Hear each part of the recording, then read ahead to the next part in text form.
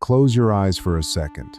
Not literally you're watching a video, but just let your mind drift back to a version of yourself that existed before passwords, before notifications, before anyone on earth could reach you at any hour of any day with a tiny glowing rectangle in your pocket. There was a version of you, maybe 8, maybe 11, who walked out the front door on a Saturday morning and simply vanished. Not in a scary way. In the most ordinary, unremarkable way imaginable. You got on your bike, you rode to your friend's house, you knocked on their door. If they weren't home, you just left. You didn't text them. You didn't check their location. You just went and found something else to do. And nobody worried. Nobody tracked you. You existed in the world like a fish in water, completely immersed, completely untethered, completely free in a way that no child born after you will ever fully comprehend. Now open your mental eyes to this morning. You woke up, and before your feet touched the floor, your hand was already reaching for your phone. You scanned emails. You checked messages. You scrolled through a feed of strangers' opinions. You absorbed more information in the first 4 minutes of your day than your 10-year-old self consumed in an entire week. And somewhere in the background of your mind, underneath all that noise, there was a feeling. Not quite anxiety, not quite sadness. Something quieter, something like homesickness for a place that no longer exists. If you were born somewhere between 1976 and 1985, you know exactly what that feeling is. You just never had a name for it. You've probably noticed something strange about yourself. You don't quite sync up with the people older than you. Your parents or your older siblings, the solidly Gen X crowd, they have this almost defiant detachment from technology. They can take it or leave it. Some of them still print out emails. They never fully surrendered. And then you look at the people younger than you, the core millennials, the digital natives, and they move through the online world like it's oxygen. It's seamless for them. It doesn't cost them anything. They don't remember a before, so there's no friction, no grief, no phantom limb aching for a quieter world. But you're fluent in both worlds, and it is quietly destroying you. Here's the thing no one ever explains to you. Your brain, the actual physical organ sitting inside your skull, was built in 2 completely different stages, under 2 completely different sets of rules. And those 2 stages created something that has never existed before in the history of human cognition. You are running 2 entirely different operating systems on a single piece of hardware, and you have been doing it so long that you don't even recognize how much energy it takes. Think about what your childhood actually did to your developing brain. When you were young, during the most critical period of neurological development, your environment taught your brain a very specific set of skills.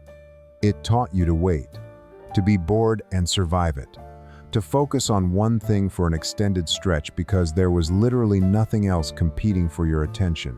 You read books not because you were particularly disciplined, but because that's what there was. You watched a show when it aired, and if you missed it, it was gone.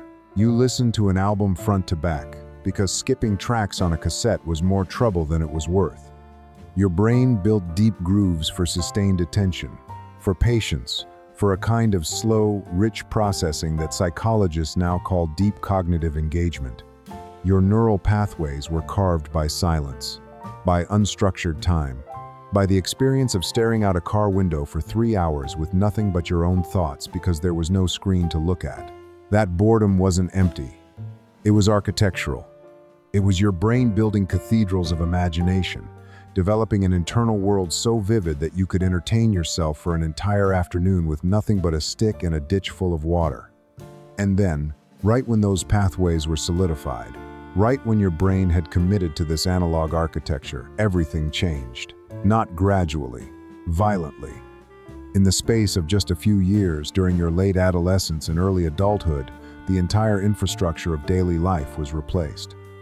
You went from passing notes folded into triangles to AOL Instant Messenger, from calling a girl's house and having to talk to her dad first, to texting, from looking things up in an encyclopedia to a search engine that answered any question in a fraction of a second, from buying an album based on the cover art and the recommendation of a guy at a record store to downloading thousands of songs overnight. Your brain had to adapt.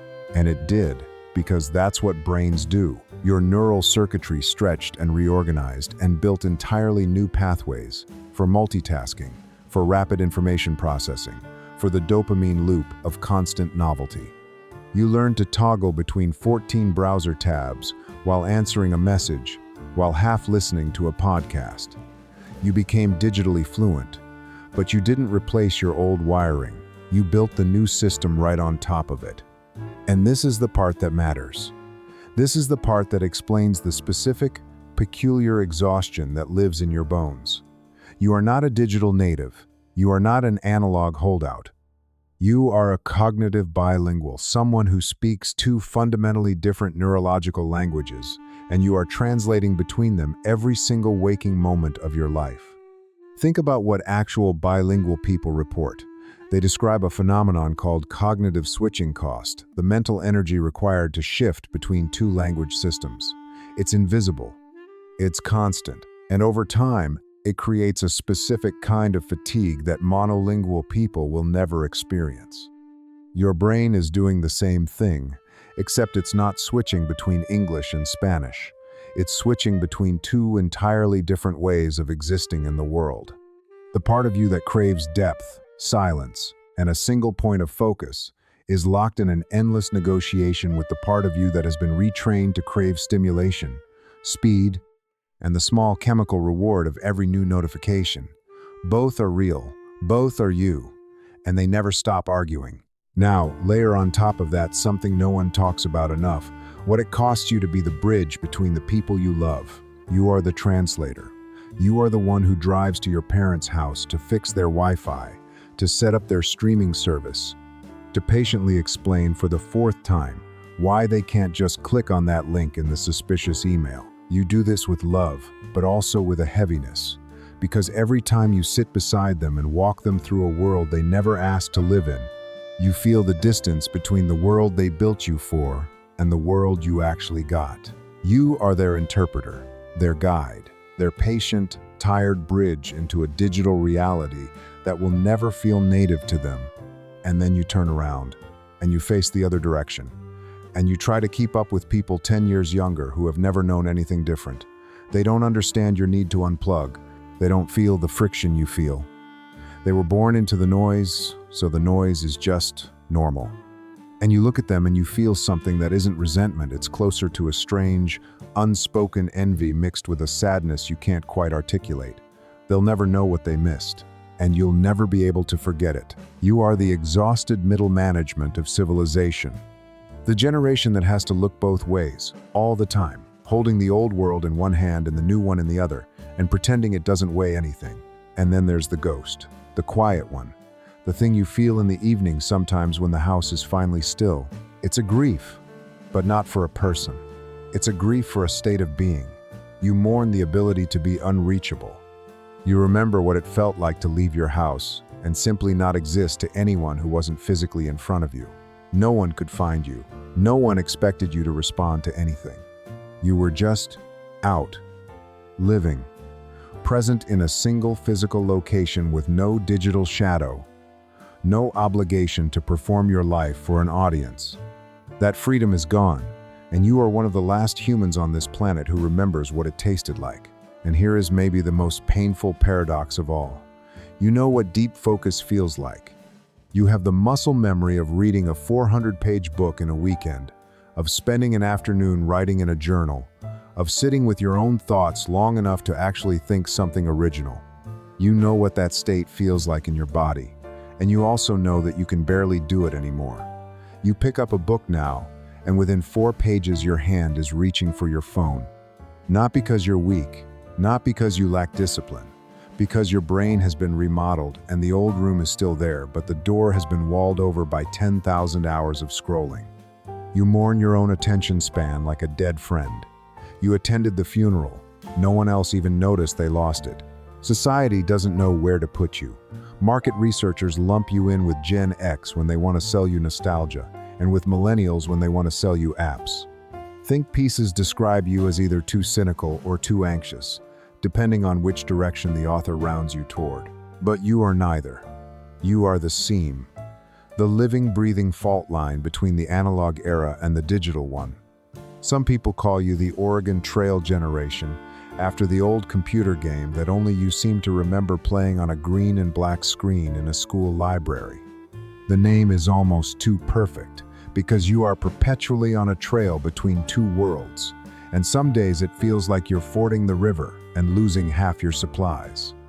But here's what I need you to hear, and I need you to hear it all the way down, past the fatigue, past the overstimulation, past the vague sense that you're performing a version of adulthood that was never designed for someone with your particular wiring. You are not lost.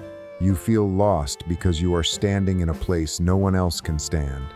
You are the only generation in human history that has full citizenship in both the analog and digital worlds, and that is not a weakness. It is an extraordinary, unrepeatable cognitive achievement. You can feel the weight of a rotary phone and understand the architecture of a cloud server.